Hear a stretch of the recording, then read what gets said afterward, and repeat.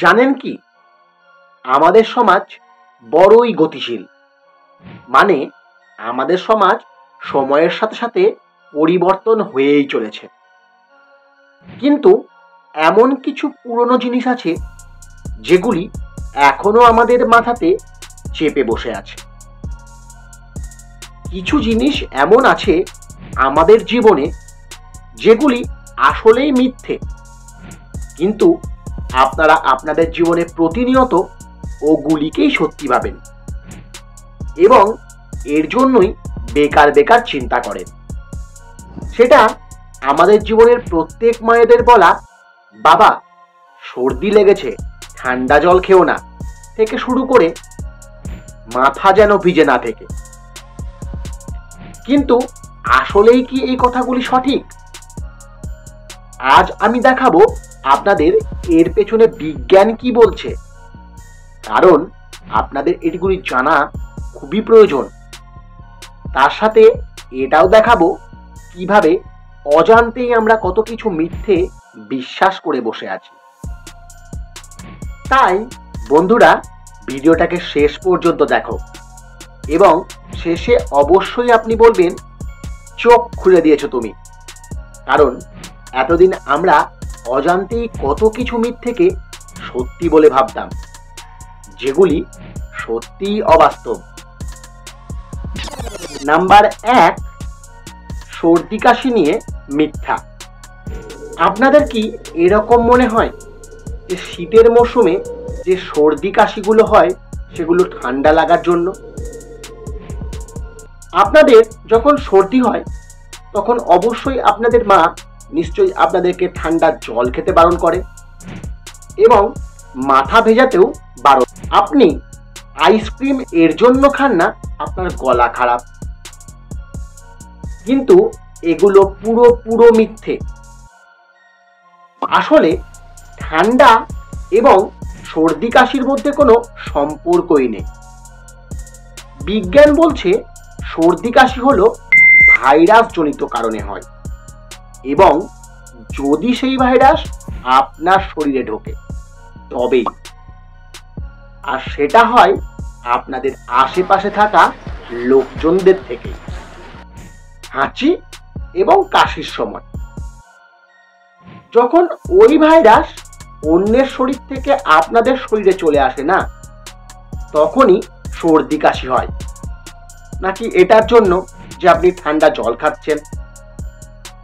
আপনি শীতের সময়তে সোয়েটার পরুন আর না পরুন, তাতে আপনার শরীরের কোনো কিছু যায় আসে না। মানে এটা জরুরি নয় যে সোয়েটার না পরলে ঠান্ডা লেগে যাবে, আবার এটাও নয় যে 4-5টা সোয়েটার একসাথে পরলে হয়তো সর্দি কাশি থেকে বেঁচে যাব। আসলে আপনি যেখানে আছেন আর আশেপাশে যদি ভাইরাস থাকে না, আর সেটি আপনার শরীরে কোনোভাবে ঢোকে, তাহলে আপনার সর্দি কাশি হবেই। তাতে আপনি সোয়েটার পরুন আর না পরুন।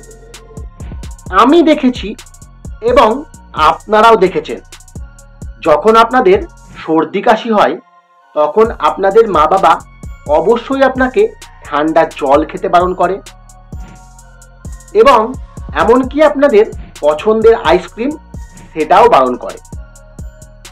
তাহলে এখন তো আপনি সত্যিটা জেনেই গেছেন যে সর্দি কাশি ভাইরাসের কারণে হয় নাকি ঠান্ডার জন্য। তাহলে আপনার যখন সর্দি কাশি হয় সেই অবস্থায় যদি আপনি আইসক্রিমও খান, তাহলেও আপনার শরীরে কোনো প্রভাবই পড়বে না। আরে বাঁচতে হলে ভাইরাস থেকে বাঁচো না, ঠান্ডার জলের থেকে কেন বাঁচছো? নাম্বার 2, টিভি দেখার জন্য নাকি চোখ খারাপ হয়।